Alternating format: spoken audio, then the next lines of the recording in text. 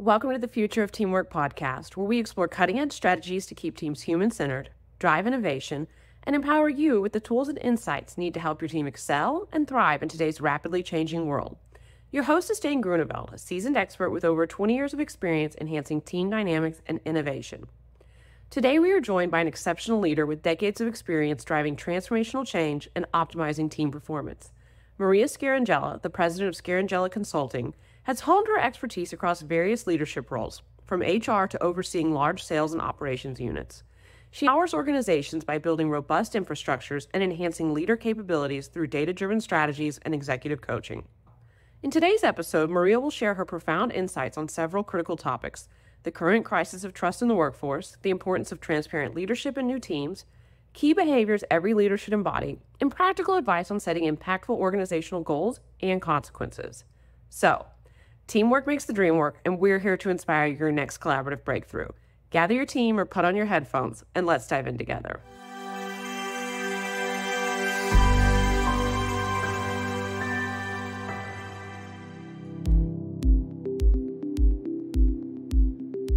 Welcome to the Future of Teamwork podcast. My name's Dane, CEO of the Huddle 3 Group, and today I'm joined by Maria Scarangella. Maria is the president of Scarangella Consulting. She also has some other really cool titles like talent strategist, executive coach, and HR economist. So we're going to dive into Maria's story today and really focus on the role of leadership in teamwork and leadership brand. So welcome to the show, Maria. Thank you, Dane. I'm so happy to be here. It's going to be fun. Tell me a little bit more, or tell our listeners a little bit more about you. How did you come to be doing this great work that you do? So I started this 2 years ago. I had worked for Geico Insurance for 37 years, and I held leadership roles for 35 of the 37 years. I was a leader in HR, in sales and customer service, insurance operations, and my final role was leading talent for the organization. But after I retired, I wasn't sure what was next, and I actually failed at retirement because I started getting phone calls from people asking for advice, and from there it just built. And I became certified as a coach. And what I do now is work with leaders to become the best version of themselves. And I work with a lot of C-suite teams on how they want to lead, aligning their strategy to their ultimate goals, and creating their rules of engagement. Neat. That's really cool. And I'm going to have so many questions on the Geico experience. I mean, there's generally a theme that I'm exploring right now, which is that good teamwork, good leadership, good HR practices come from all functions. So the fact that you've lived all of these different functions on your journey is fascinating. Thank you. So let's dive straight in to that whole concept of creating a leadership brand and rules of engagement, because there's some interesting models out there, and people kind of sit on both sides of the fence. Some people say, well, how dare the leader tell us that this is how they work and that we have to conform to their way of working. And others are saying, well, absolutely, the leader should tell us how they work and how best we can access them. So there's mixed schools of thought. What's your sort of version and approach to that? So my school of thought is, as a leader, the more transparent you are, the less time your team has to be focused on trying to figure out what you want from them.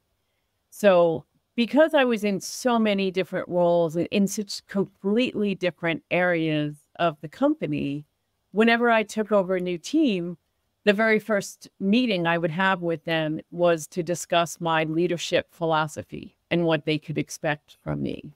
Yeah. And I wasn't telling them what they had to do, but I wanted them to have a good understanding of how I led. And one of the most important things is that my job only exists to make the team better and for us to deliver business results. And success doesn't happen by accident. So it's a result of your actions and what you do and how you behave and how you work together.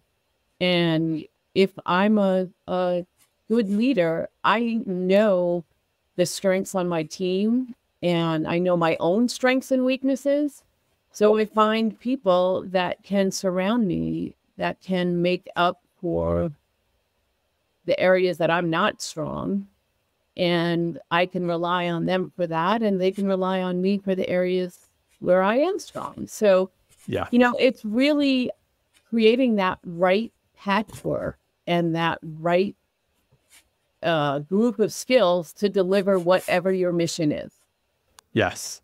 And I like that approach of the very first meeting is about your leadership brand and rules of engagement. The reason I like it is that a lot of leaders, and I've been this person in the past too, will go on there listening to her and say, tell me more about you, tell me about the function, tell me about our customers. But that individual, to your point, they're sitting here going, gee, I wonder what Maria really wants to know. I wonder what's important to her. And so they're guessing at how to respond. Where if you're going out with your framework first, you're creating, I would imagine, some common language and framework for them to be responding back to. Yeah, and saying, it goes back to trust. If I want you to be honest with me, then I need to make an effort to create trust. And I think right now, post-COVID, we're in a crisis of trust. If you think about what's happened, there's been so much turmoil over the past few years First, with COVID, it was the fear of, am I going to survive? Is my family going to survive? What can happen economically? Who's telling the truth? And I think a lot of our institutions now are not as trusted as they were pre-COVID. Interesting. So I think businesses, if you really want to create that comfort level where people can thrive, you need to build trust, and you need to give them hope that there's going to be more good things that come in the future if we work together. So that's another piece of my leadership philosophy, is giving people a vision for where we can go together and have them contribute to that vision, and being really clear on what's our mission for the organization. How do we affect each other? How do we affect customers? How do we affect the business? What's our contribution? And then really providing an environment where they see they're an important role. And every role in the organization is important. Otherwise, you wouldn't be paid a salary. Yeah, I like that. And I've heard a similar context described before of like, how do we leave our customers and our teammates better off for having shown up in work? And, that's a very personal and team-centered framework, because as opposed to some of the larger, big box kind of purpose, mission, values of large corporations, because you can really get into the work that you're doing in that department. Yeah. And I really believe, to support that you create an environment of building rather than deconstruction. So it's about everybody on the team having a positive influence on each other. A positive influence always wins over negative. And that part of the foundation of trust, so that people are able to give feedback in a way that they can hear it. So it's not criticism. It's how we interact so we continue to help each other. That's interesting. On support versus deconstruction, can you tell me a little bit more of what your definition of deconstruction is when it's going the wrong way? So I think it's going the wrong way when you focus on what wasn't done without a strategy and a solution to solve the problem or the issue. And the first piece of that is really understanding the problem you're trying to solve. Yeah. And then having the forums for people to talk about what caused the issue, where did we fall short, and it's okay to make mistakes. It's not okay to continue to repeat the same mistake, but you have to be able to explore why things aren't happening the way that you want them to, in a way that moves people forward. So never leave a strategy session with what went wrong you leave with what went wrong, why did it go wrong, and what are we going to do differently to move forward? There's too many times that the discussion happens and it's just about what went wrong without the other pieces, because then you leave people in a state where they can't act. They're in a state, they're in an emotional state that stops them from acting. And it also gives them somebody else to blame sometimes, rather than seeing their part in solving the problem. I like that piece, their part in solving the problem. I know we were talking before the show that my emerging belief, the more I talk to guests in the future of teamwork, is that the future teams, the most successful teams, are ones where everyone on the team leads from every position. And so, you know, their part in solving a problem, it's not just the boss's job or accounting's job or sales's job. It's like, if we're a team, if we're responsible for a deliverable, we all need to partake. Yeah, and part of that is making sure that everybody's using the same equation. So everybody's adding or subtracting, because a lack of understanding of where others are coming from creates confusion that could lead to assumptions or negative assumptions, and you really need to clarify. And one of the sayings that I like to use is, where you stand on an issue depends on where you sit in the organization. And it's critical because each role comes from their discipline. And the whole reason that you have the multiple disciplines is to get that balance of power, and then come to compromise to deliver what's best for the organization. So, for example, you can have people in sales that are doing a great job of getting a lot of contracts in. But if finance is saying, well, we're not getting paid and people are getting paid late, we're going to put restrictions on sales, that's a healthy conflict, because you want that. It's about getting that balance. So that's why I like that saying, because it really helps you think about, am I considering the other person's perspective and why they're reacting the way that they are, and what's important to them and what their goals are, to ensure that we get the best outcome for our whole company. I like that. And it takes time to do that correctly, which is probably a good segue back into how you build out your 7 behaviors when you're thinking about leadership, brand, and rules of engagement. Yeah. So let me tell you what the 7 behaviors are. Yeah, that would be great.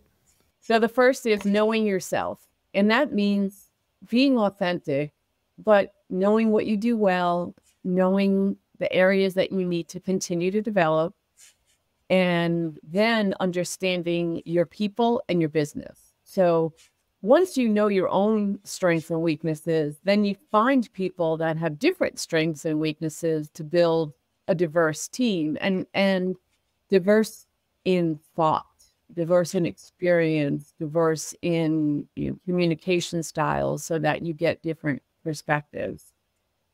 And then the third behavior is insist on realism and be decisive.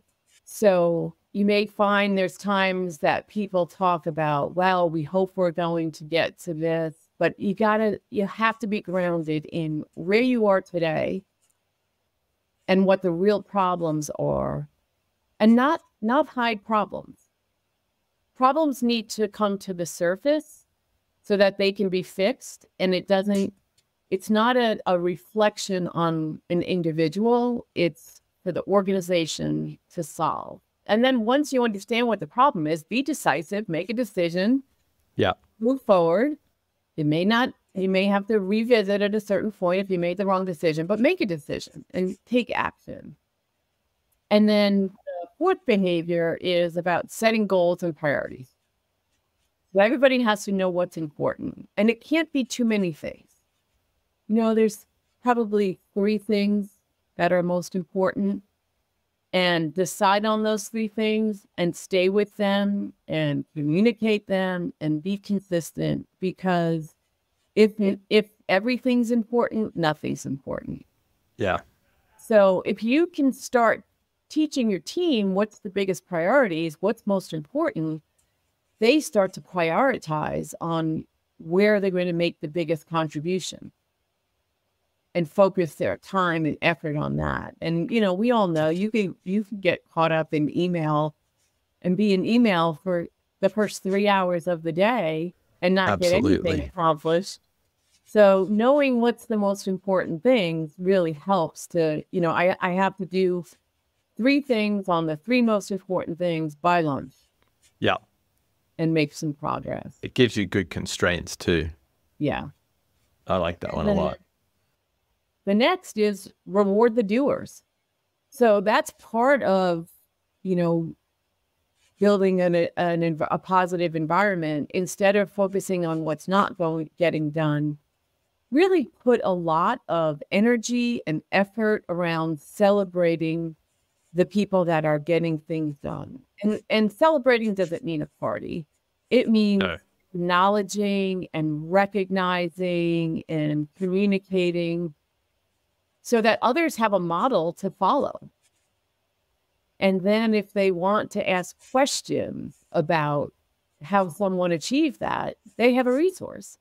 And then coaching.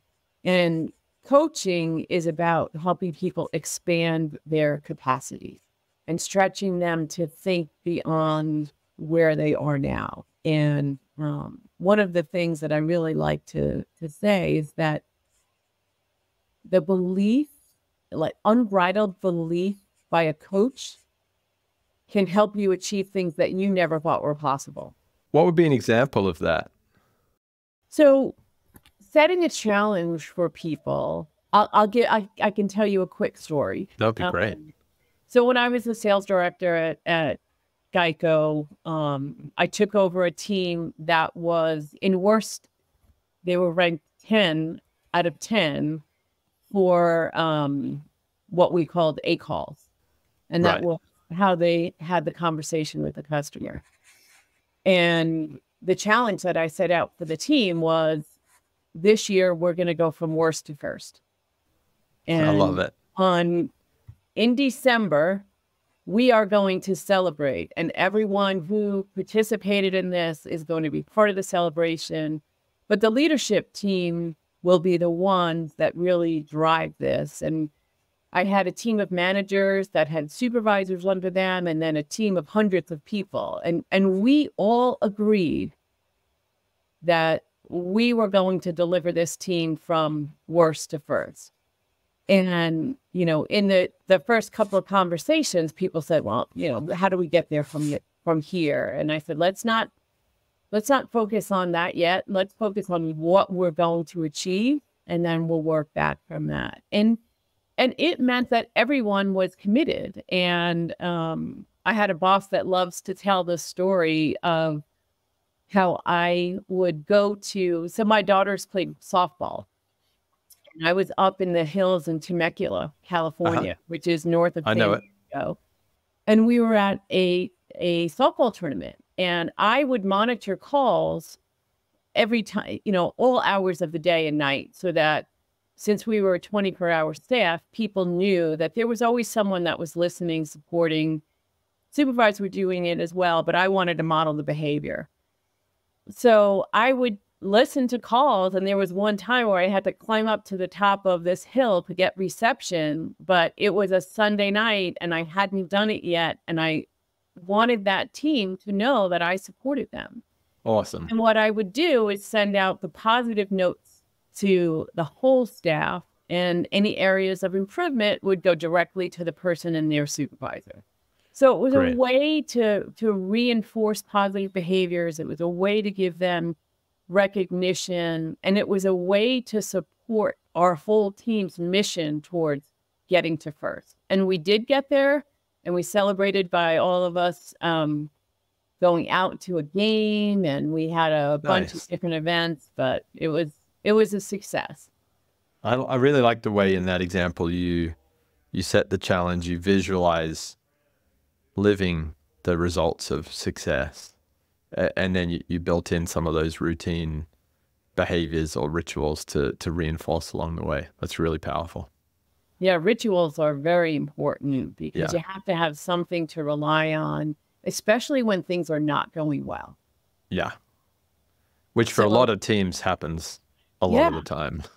And that brings me to another one of my my leadership philosophies, and that's having a plan and expecting consistent execution of the plan. So the plan's not always going to deliver 100% success, and some items are out of your control, but you can control your plans and your actions, and not accepting an excuse for not executing the plan Yep. was really important. So if you lose, but you did everything that you committed to doing, that's okay. Yeah, that makes sense. It makes a lot of sense. So that's 7 big ones. Just running back up to the top, I've got a few questions. So on knowing yourself, when you think about the competence that you have,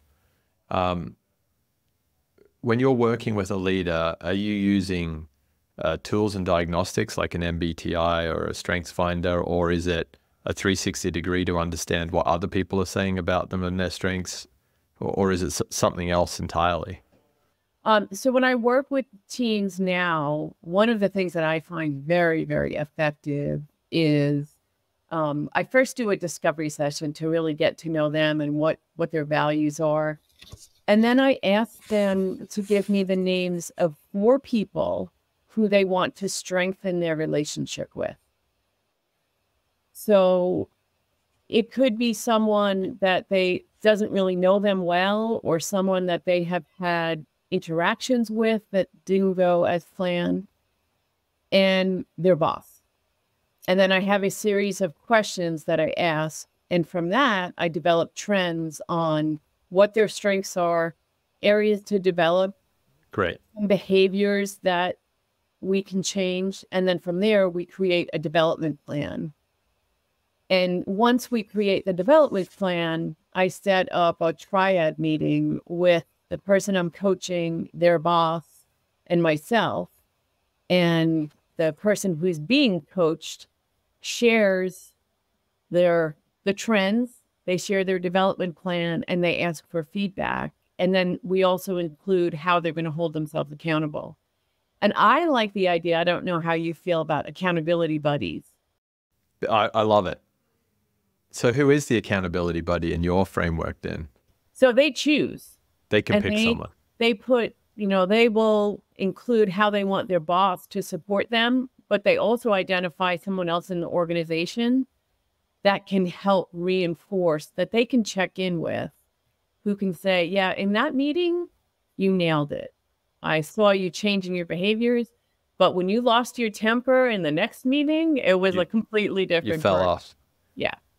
I love that. I mean, I'm a huge fan of a lot of military organization, which is where a lot of HR thinking has evolved from over the years. And when you look at some of the higher performing special operations teams, what's fascinating is that they make it okay to fail. In fact, they have to fail all the time for the stuff that they're doing, so that when they're downrange, they're on target and perform.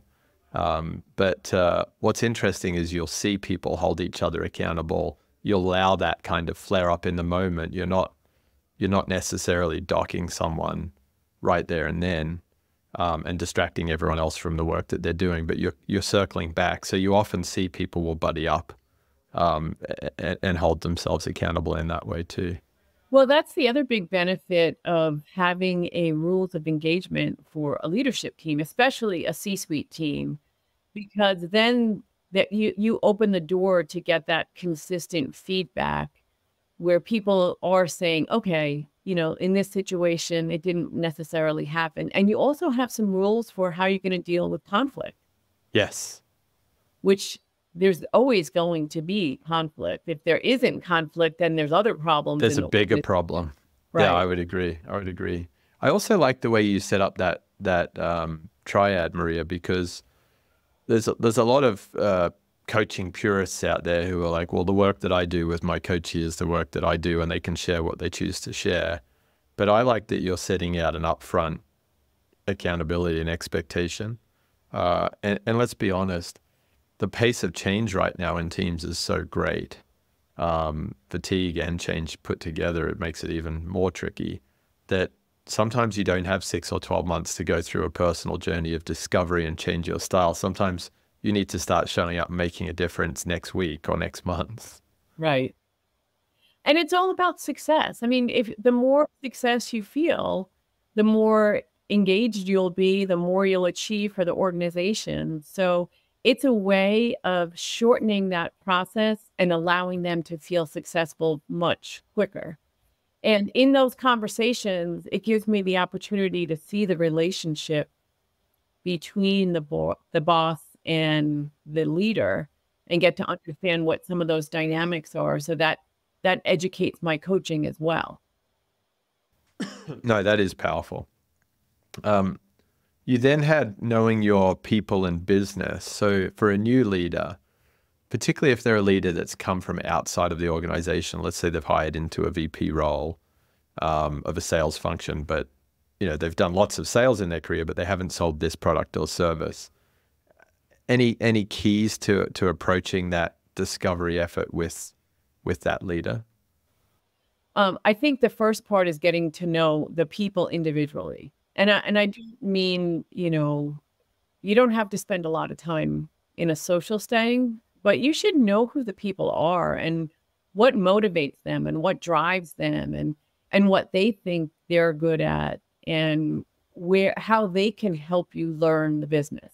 Because if you learn it through your people, you're learning about both aspects at the same time. Yes, you can go off and study the documents and the product design and all of that if you want. But if you can connect to the people and allow them to see that this is not your area of expertise right now, but you're going to learn from them. And it gives you the chance to build and give them some good coaching as they're sharing with you. I like that a lot. And I really want to play back that statement you made. Learning through the people allows you to learn the business at the same time as the person. So it's a highly leveraged activity for all of us who are time poor. Yeah. And, the good thing is that there's constant change. So we should always be in a learning mindset. And sometimes when you step into that beginner mindset, you see things that someone who's too close to the product or too close to the business doesn't see. I really like that. That is powerful. I heard recently on another podcast that when you bring other bright people in who are not carrying the domain expertise and you have a conversation, it's amazing how much the outsider can create perspective to solve the problem for you because they're not burdened with your assumptions. Right. And blind spots. They come in and look at it fresh. So that is powerful. And they may also have a better customer perspective because we don't always educate our customers. Yeah. No, that's a really good point. That's a really good point. You then move on to, I'm going to jump past realism into goals and priorities. So picking a top 3. I was having a conversation with a future guest of the podcast today, and she was talking to me about this construct of intentional subtraction, which is that we're all so busy, we're overdoing work in most of our roles, leaders or not. It takes a real discipline to pare it down and say, well, these are my top 3. Because normally when we're feeling stressed and anxious in a team, we just load more work on to feel better because we're doers, right? And so how have you seen some of those approaches that you work on with leaders actually land with impact for the leader and for their team on goals and priorities? Yeah, that's a great question. I actually have patent pending model. Nice. That I use. And the very first step in that is understanding what is the organization's goals. And it's funny because when I'll sit down with a group of leaders and I ask what the goals are, what are the 2 most important goals? Limit it to 2. Yeah. And they'll say, that's crazy. We've got 100 KPIs. It can't Yes. be two. So I typically say, well, what's your CEO's bonus based on? Oh, that's a good That's lens. probably the two most important goals. And it's, growth and profit. Or I work with a lot of private equity backed firms. And for them, EBITDA is critical. That's usually the number one. And then a second is revenue growth, or for some of the manufacturing, it's, reducing the costs, or reducing inventory, something along those lines. But when you really sit down, there are two goals. And those are the two things that every level of the organization has to be aligned to how they contribute to. I like that. So after you have the two goals, there's usually 6 levers, increasing sales and revenue, reducing costs, maximizing capital, developing talent. There's, depending on the organization, you can get down to 6 levers. And then how does the level below that, how does every vice president, how does their team contribute to those? Yeah. And when you start to do it in that way, light bulbs go off and people say, okay, so yes, I have 30 KPIs that I'm watching, but yeah, there is 2 levers that I contribute the most to. So if I organize around, there's some actions that will vary, and it's not just 2 actions, but if there's Sure. really 2 things that I contribute to the organization and I focus my team on that and I monitor our progress to that, that takes away so much of the noise. Yes. And they feel like there's a weight that's lifted off because it's, okay, this is achievable. I can do this. I can contribute to these things. I really like that. And the way that I'm a very visual person. So the way you've described that there, Maria, I see this really neat cascade. And not only does it flow down from the top goals into the teams and how they contribute, I'm now seeing how teams interplay with other teams. Because once it's documented, you can communicate it, share it, understand where someone might be coming from.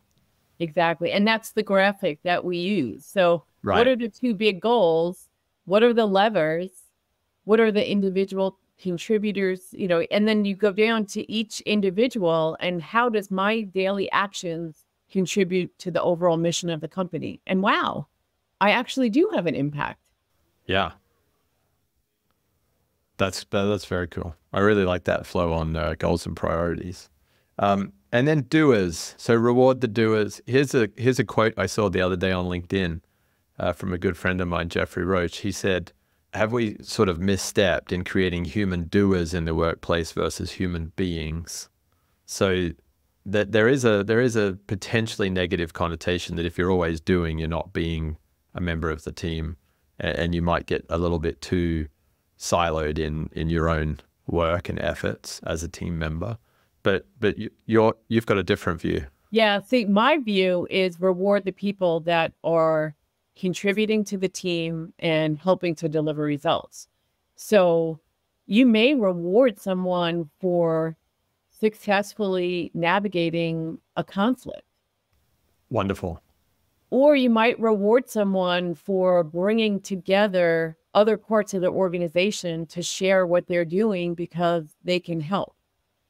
So it's not necessarily I completed this task. Got I it. didn't necessarily complete it by myself. It's about what are the things that the organization needs this team to accomplish and who is helping to advance that mission. That's a great clarification. So I've written here, doers of teamwork, not tasks. Yeah. And it's also the people that, get the job done. So Yes. it's multifaceted. Yes. And that's That makes a lot of sense. That are contributing in all of their actions. Yeah. Yeah, because there's no good having someone on the team that just likes to run around and find conflicts and bring people together, because they're probably going to start getting really good at finding conflicts and making more noise. Right. Yeah. The territorial firefighter. That's really cool. We talked about coaching. We talked about the triad. What else is your view on coaching? I mean, you've gone out and become certified as a coach. There's a really interesting phenomenon happening out there, in my opinion, in a lot of teams right now, which is that executive teams, and this might be very relevant in the context of your former learning role, enterprise learning role at Geico too. There's a lot of teams who are saying, well, learning and development is great, but I need to make real impact. I need to make impact quickly. I need to make it at an individual level that's tailored to the team dynamics. So I'm seeing more coaches being used, not just in the executive suite, but also throughout the organization. Anything that you're seeing that drives that? Yeah, I think everyone can benefit from coaching. Right. And ideally, we would get to the point where every leader that has people reporting to them understands the value of coaching and is able to tap into other people's best. Because if you think about coaching, it really is helping people discover how they can become better. And it's not about a coach staying with them for the rest of their lives. It's about the coach helping them understand how to develop their own skills so that they can continue to evolve on an ongoing basis. And it's creating some of those habits and behaviors that might have been limiting them before that now empower them to move forward. I like that. My coach will work a lot with me on mindset first, knowing why I want to do something differently, and then working on the skill set. And it's actually a really good approach, because whenever I run into a problem where I know I'm stuck, you can feel it. You can feel it in the pit of your stomach. I'm like, okay, have I got a mindset problem now or a skill set problem? Where do I need to adjust? And it's just, it does give you this lifelong learning, this trajectory and agility that, you know, nothing against more traditional learning and development modules, but they don't land in the same way, because this is something that is more real-time applicable in a lot of different scenarios. Yeah. And I think a lot of learning and development gets at the skill piece of it. Yeah. It doesn't get at the mindset and building resilience. And if you think about, you know, there is a need to be uncomfortable all the time so that you can get better. And being able to understand, how do I work with this discomfort? Like you said, you felt it in your gut. How do I use it to help me move forward? It's funny, one of the other things that I do with a lot of people is talk about a traffic light.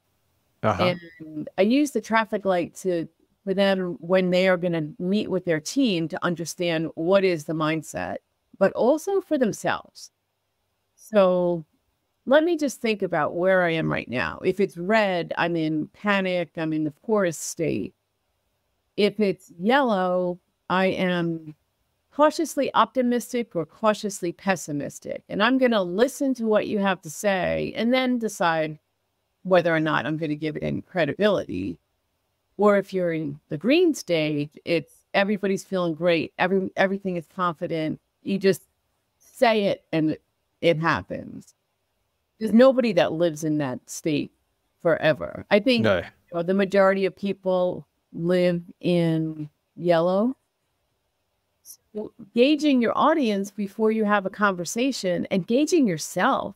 So you really prepare yourself to, what would it take for me to get to that green state? What do I have to explore on my own in advance so I can feel comfortable? And then how do I get my team there so that we can operate at the highest level and be the highest performing team that we're capable of? That's cool. Again, very, very intentional and structured too. But it doesn't take a lot of planning, which suits my style. Yeah. I like quick fixes, things that I can just tune into in the moment. I don't have to spend half an hour preparing my agenda. Right. Yeah. It's just that quick gut check. Yeah, that's very cool. I want to move on to your leadership philosophy, but before we do that, we've touched on the 7 behaviors. Anything else about the rules of engagement that you think we should dive into? I think the only other piece is that you really can't hope for change. Like, you have to be intentional about making a difference and figure out what has to get executed. So that means that you understand how you, your team, and every member on your team understands what they have to execute. Create the right monitoring plan, whatever that is for your organization, so that you know that it's being executed and it's executed in the way that you need it to be. And that if you can, need to make an adjustment, you can. And then support. So figure out where the plan is going awry and intervene proactively before things really become a problem. Yeah. The intervention's big too, because you see that a lot. I've fallen into that trap before too. When things aren't going great, you're like, oh, it's going to take me time to deal with that problem, so I'm just going to deal with it later, where the sooner you can run to the problem, the better for everyone. Right. And sometimes it's because, there is a misunderstanding. Sometimes it's not the right plan. Yeah. So the sooner you can intervene, it allows people to make mistakes fast or fail fast, and then you fix it. Yeah. And then I think, if you're going to create a culture of execution, there's some steps involved. And the first step is building trust. And then the second step is, what are the expectations, and being really clear. And then delegate and figure out who you should delegate what to. And that, is really a matter of, is the person working at their highest level of capacity? Yes. And that doesn't mean that people aren't contributing. It's that people are at different stages in their development. So you want to find ways for everyone to always be working on the work that's at their highest level. And it's most rewarding too. It feels super rewarding. Yeah, the days don't go slow when you're doing work that's really a stretch, a challenge, and fabulous to do. Right. And then it helps everyone around you learn more, because they're all getting that opportunity to do that. And then you hold everyone accountable to make sure that they contribute to their role. Clearly communicate consequences up front, so there's no surprises. Surprises are only good for birthdays, but they are not good at work. Consequences is a great word. I'm glad you brought that up, because as we were talking this through, I went back to a conversation I had yesterday with my son's therapist about raising teenagers and the importance of intervening and setting appropriate consequences. So in a parenting scenario, she's like, well, if someone's not getting out of bed in the morning to go to school on time, then don't say you'll have no phone in the afternoon, because that consequence isn't attached to the dysfunction. Say, well, tonight before you go to bed, we're going to have to set your alarm and lay out all of your clothes ready for tomorrow, and make it annoying, but make it a consequence attached to them getting up and getting moving at the right time. So how have you seen consequences best framed in a team setting? So I like to use the word creative consequences. Okay.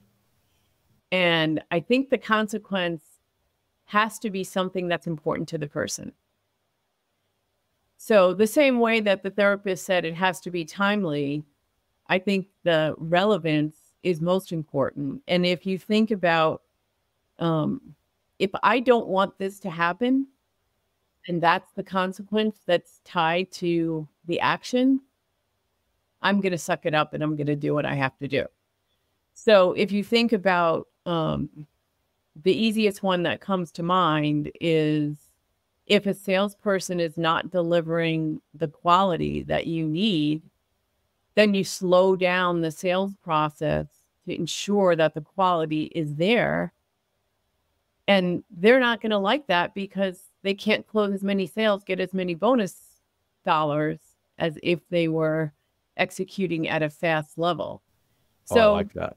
Finding what's important to them and how they're rewarded and what they're motivated by, and tying the consequence to that makes it meaningful.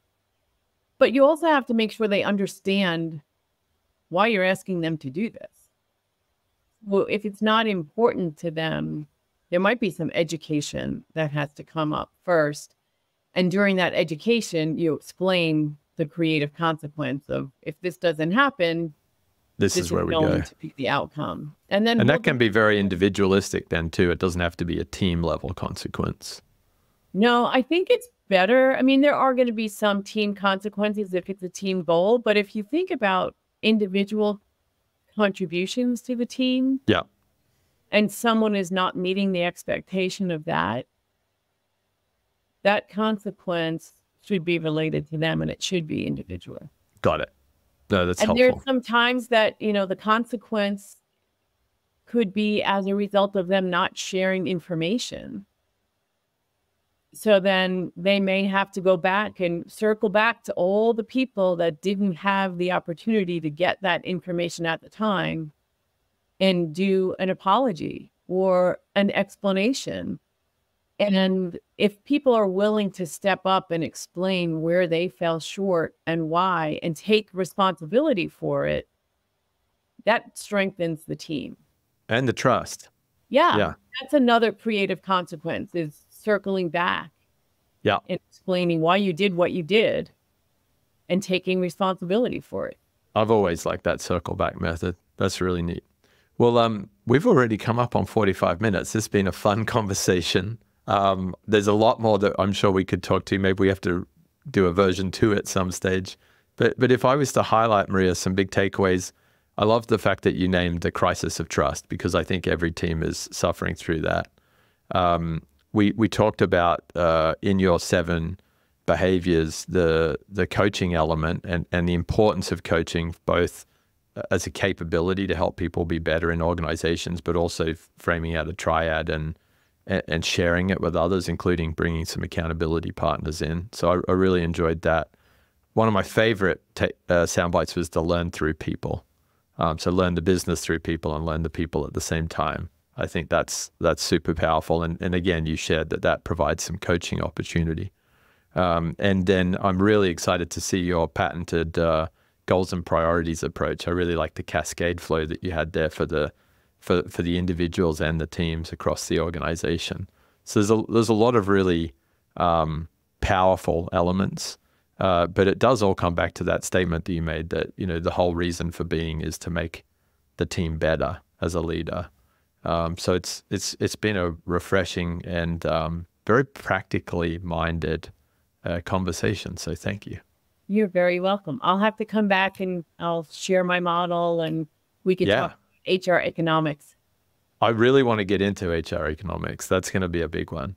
Okay. We might have to do a roundtable or something and create a bit of a conversation around a few different people in that too. That would be fun. That would be fun. So Maria, if any of our listeners are excited to engage with you as a coach or to do some of this other work around leadership brand in their teams, how do they best find you? So we have a website for the company. It's scarangellaconsulting.com. And then you can contact me on LinkedIn or email me at maria@scarangellaconsulting.com. Perfect. Well, I've really enjoyed the conversation, Maria. Thanks again for the time. And we'll definitely make sure to follow up and do something together on this framework of goals and priorities. I look forward to it. Thank you very much. Thank you. Thank you for joining us. Remember that by embracing vulnerability, trusting our intuition, and approaching challenges with compassion, we not only strengthen our teams, but also pave the way for a future where collaboration thrives. If you're hungry for more insights, strategies, and research on collaboration, head over to thefutureofteamwork.com. There, you can join our mailing list to stay updated with the latest episodes and get access to exclusive content tailored to make your team thrive. Together, we can build the future of teamwork. Until next time.